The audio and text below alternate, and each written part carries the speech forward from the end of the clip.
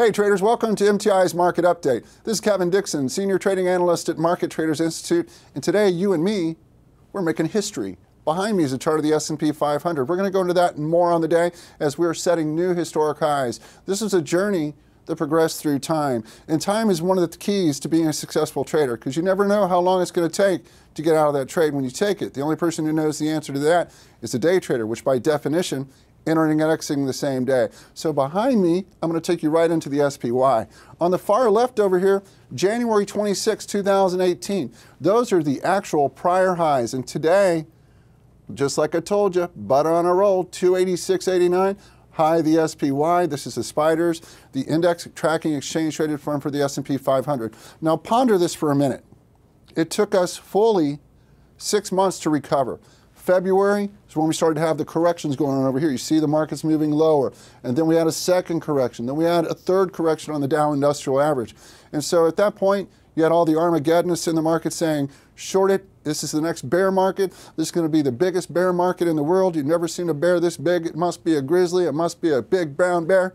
Well, it just was a little teddy bear. And you know what teddy bears are. They're soft and they're sweet, but there's new highs for you anyway. Let's go talk about another couple of the ETFs that are kicking like a chicken here on today's bracket.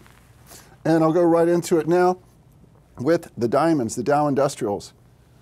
Now, I've explained that this index is an overall breadth of the U.S. economy. So the perception of the Dow Industrials carries the weight of being like the flag bearer for the U.S. economy. We're going to break new highs here. You make no mistake about this. This is a monthly chart. So we're looking at the January highs there, February, March, April, May corrective. And we're going to break above this B, setting new highs. This will be the next index to break new highs. Now, I also explain to you frequently that the small cap index is more along the lines of leader. Let's get into the IWM, which is right here. Look at this consolidation for months and months and months and months. But yet today, a big breakthrough and two new all-time highs. The small cap indexes are generally a lot more aggressive than large caps. So the Dow is a large cap. The SPY is broad. This is the Qs, the NASDAQ 100. We've spoken a lot about the Qs over the last few months when we've had Facebook, Amazon, Netflix, and Google, your FANG stocks, breaking new all-time highs and melting the market higher. But it's actually a combination of events that actually make the market move higher. The Russell 2000, which I showed you a moment before, this chart here, is actually comprised of 2,000 stocks. So it's more aggressive because small cap stocks are more aggressive than large cap stocks. Large cap stocks are well-established companies that pay dividends, but small caps are like the hunting dog. They're constantly hunting for new highs or new lows. And so I knew as long as the Russell was still in a position to break highs, the moment that it did, it was going to start taking a few more of our major cash indexes with us. Now, I could dwell on this all day, but I've got more to say because there's a few other things that we need to discuss here. Let's get right back into the charts, and I'm going to take you into a conversation into our next basket modus operandi. This is retail. Now, what's great here is an exchange-traded fund called XRT. If you don't want to buy a lot of stocks, you could like it buying an exchange-traded fund, which is one stock that is comprised of a basket of stocks. Retail behind me, XRT, setting new 52-week highs today. Now, this is a seasonal consensus play because guess what? Like I spoke about a week ago, retailers generally start moving August, September, October, and then goodbye. So by November, December, that bird will have flown. So this is the time now to be looking for entries there. And I've got a few others that I'm going to show you here that are hot. I like the clothiers in this area because who doesn't like a dapper stock market wrapper? And that's me at the end of the day and at the beginning of the day too. So let's get into a couple of these charts that I picked out for you. I've got you looking at American Eagle Outfitters. Hello, hello, hello. This has just melted up and set new highs over the course of the last month. We discussed this last month, into this month, breaking 30 bucks. You buy yourself a nice long call, riding this through September, October. We've also got a few more. Here is Walmart. Walmart gapped up really big on earnings. Walmart's not one you really want to get involved with here into the Christmas holidays. You might think you do, but don't. Believe me on that. There's going to be some better movers here and a little more value on the play. Here's Urban Outfitters, just like AEO. I like these clothiers. This is going through consolidation, break 49, get long, get long, get long. And here is Macy's. Let's go ahead and leave that alone and just hit the old Macy's there. Macy's took a little bit of a hit on the earnings the other day. Came right on back up though. And Kohl's, Nordstrom also breaking through and setting some new highs.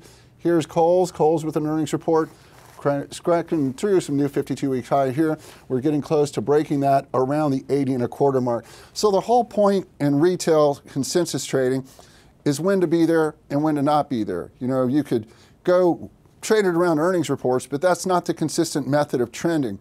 Trending is being in the right place at the right time, looking for the right things to occur. So we're going to keep an eye on some of these retails. I'll bring a few more of those to the table over the course of the next few weeks just to make sure you put the F in focus.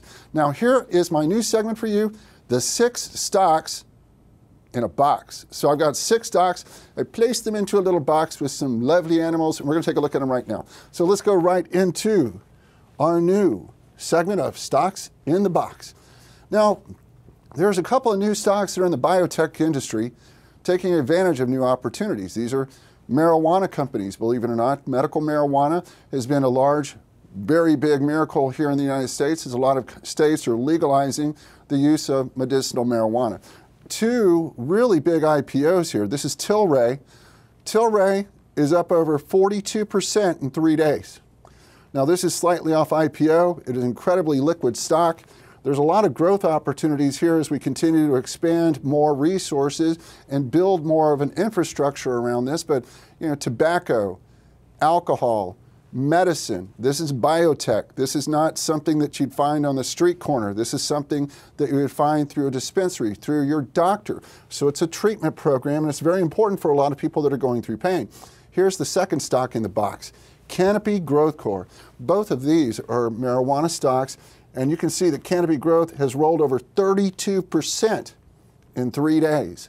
That's a huge amount of momentum. And that's why I want you to pay attention to this. This is something that's upcoming in the future and something that's building. A lot of people have been asking me, well, where can I find some of these biotech stocks that are in the emerging biotech market field? Well, TLRY and CGC are 2 that could meet the bill. Now, I got a couple of other hot stocks for you, so let's get right back into them and have a glance at a few, if by chance you might want to find yourself looking at AMD. Advanced Micro Devices. Advanced Micro Devices, we were looking at this today, and it passed 20.25. That's a go moment. Looking at the $18 long call strike out to January for those of you that might be considering looking at an options trade. But why AMD? Companies like this are helping build infrastructure in the Internet of Things. When we're talking about cryptocurrencies, you're going to learn about blockchain. You'll learn a lot about blockchain, which is what is a lot of technology driving many of the projects that make up the cryptocurrency field. AMD, NVIDIA, Micron, these are industry leaders. Even as IBM, Goldman Sachs, and some of your other big name institutions are starting to get involved here, expanding this marketplace. It's really exciting, but there are going to be industry leaders that benefit, and AMD is one of those that I'm going to keep an eye on. Keep an eye on those chip makers because they're making chips. Let's get right back into our charts here. And I got 3 more, and I'm out the door. Here's Twitter. Twitter. I always make fun of this company. Hashtag no business model. Hashtag whoopsie. And so finally, after they stumble out of the gate, Jack Dorsey takes over the reins of CEO, and Jack is back. The market goes into the S&P 500. We actually add Twitter to the S&P. See that gap down? Sure you do.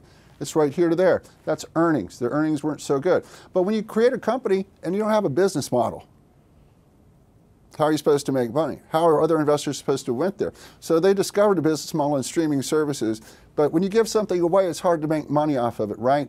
Imagine if you had a hamburger stand and all you did was gave away burgers, why would anybody want to buy one? But Twitter still, I think there's a good opportunity here for a buy. We get back above the $35 mark, consider looking at this going above $40 to $42 and attempting to reclaim these highs right there.